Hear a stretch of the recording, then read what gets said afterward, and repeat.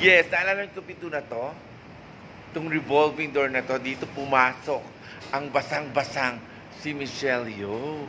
Diba? Sa Crazy Rich Asians dyan siya. Tapos umikot siya. Kasama niya yung kanyang mga anak. Pumasok na ganyan. So, nire-rein ako si Michelle Yeoh. Pak.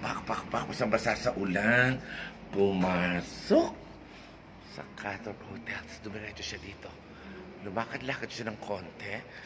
Juliet brought me here, my good friend. Lakad dito. Ayun yung escalator.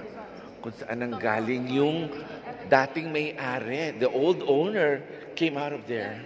Bumaba dyan sa elevator na yan. Tapos dito siya nagpunta. Tapos, do you have a room? Diyan siya nagtanong. Yan. Do you have a reservation for chu? And then sabi, I'm sorry, we don't have any reservation. Oh, that's weird. Maybe you can try another hotel. Sabi nung nandito, maybe this is not the hotel for you. You can try another hotel. Ha? Nagulat si Michelle, labas siya. Tumawag siya sa phone. Pagbalik, eto na. Oh, I told you, you are not allowed here.